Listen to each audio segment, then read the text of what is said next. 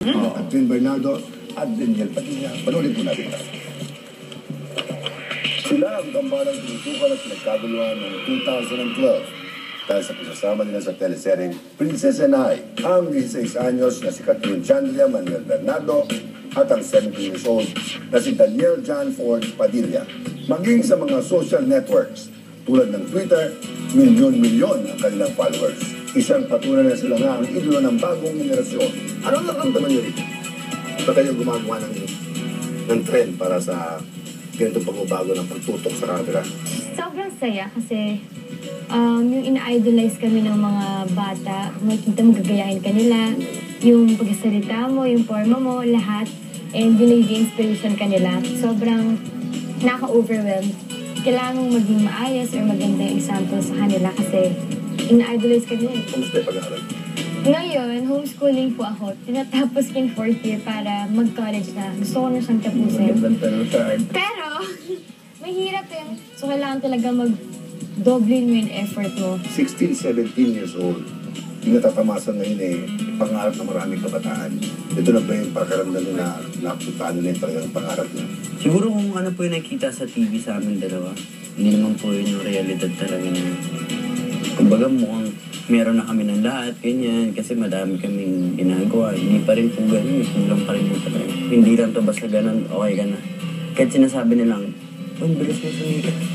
Ngayon, so talagang hindi man po tayo pwede sumikat nang wala tayong ginagawa eh. Pero ka pa bang gustong gampanan ng isang role na pwedeng ipakita kakayaan mo na sa pag-aaral? Naging prinsesa ka lang eh. Natupad na si Princess and I. Pero po, yung dream role ko for a change, ano ba, nag-horror na din.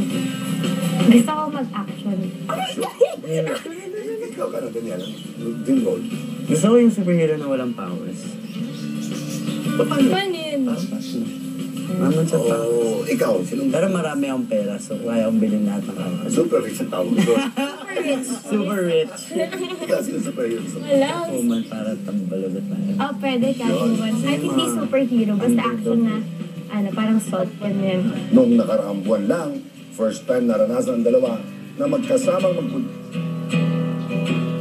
US. Ang daming gustong makaalam pa paano naging trip sa US. First time yung naka-experience na ng snow. Apo. Pwede naman sa akin paano yan. Dapat talaga, hindi namin maabutan yung first snow dun sa Alaska. Pero the night before, umalis kami. Nag-snow sa labas.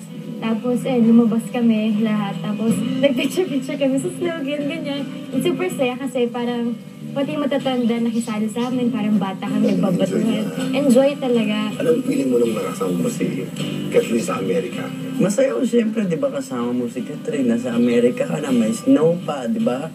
Saan ka pa? Ano yung mga memorable place at puntahan mo? Ako siguro yung dun sa hotel namin sa Alaska. Meron din parang lake na nag-ice. Pagkaano daw, may sakit si Daniel, inaalagaan siya. Opo, hindi ganun kasi immune system po ni DJ. Kaya kami, pag medyo nahihirapan siya huminga or something, andyan kami ni Mama, kami yung nurse, kasi alam na namin kung ano yung gagawin. Kami yung nag-aalaga. Hindi siya kumakain. Kami yung nagpapakain every time. Ganun siya. So parang nurse, ganyan. Swerte lang yan, Daniel. Ikaw naman daw, kung pabibili ka ng pagkain, alam mo yung favorito ka. Random naman kasi sikat, ikaw ano nang matripan niya sa isang araw. Pag kunyari, strip niya araw na to, iba, chicken, tapos kinabukasan, maghaharap ng maridin ka. Alam mo, maraming kilos din. Ang dami nag-tweet. Ang dami mga tanong sa inyo. Katulad ng, ano ba meron ng 25? Ano yung 25 daw? Alam ko 26. Feeling ko 26. Kasi 26 yung Birthday dineclare namin ni... pareho. Yung dineclare nilang Kathniel Day. Na birthday namin pareho yung day na yun.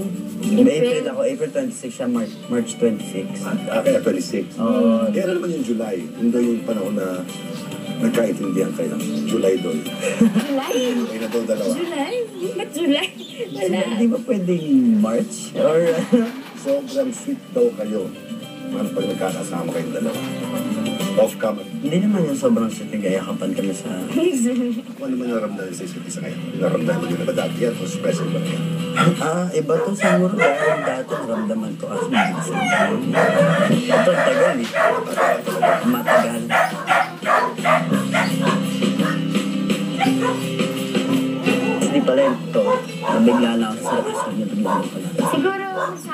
parang sa TV. On the phone, siya partner sa lahat ng bagay. Pero kahit sa off-cam, siya yung partner ko kasi super napagkakakula mo sa DJ. And siya yung tipong kahit kasama mo siya ng magkakasunod na araw, parang kasama sa isa't isa kasi may something new every day. Short night and shining ang Pwede.